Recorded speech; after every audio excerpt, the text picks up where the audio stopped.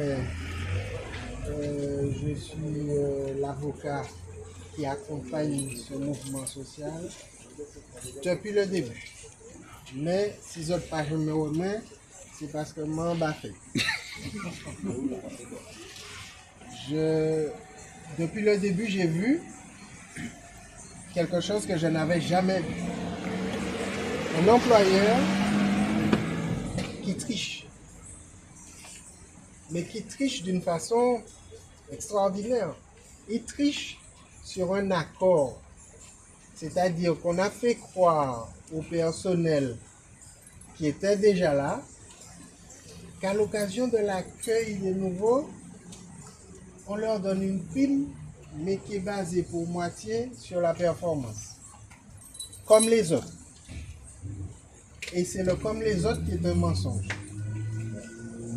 Mais quand on a fini de couillonner ceux qui sont là, on essaye ensuite de couillonner ceux qui rentrent en leur disant mais en fait on ne vous avait pas dit, la deuxième partie c'est sur performance.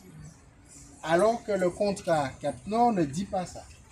Donc il y a un double mensonge, une double tricherie de la part de la SOR avec ceux qui sont déjà là, en leur faisant croire et en signant avec eux un protocole en décembre. Et puis une deuxième tricherie avec ceux qui rentrent en leur disant vous savez, ça ne va pas être ce qui est prévu dans la DSP. Ça en soi, c'est très nouveau pour moi de voir un patron qui triche, qui ment dans le dialogue social. C'est une véritable escroquerie intellectuelle. Mais quand on va plus loin, on s'aperçoit qu'en plus de ça, dans le dialogue social, il n'y a aucun respect des règles minimales et notamment de la discrétion.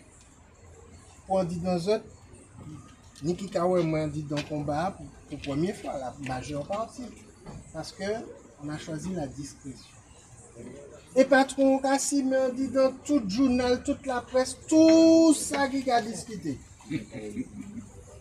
Il y a d'autres qui veulent, il y a d'autres qui parlent, mais il a mis toute discussion dehors.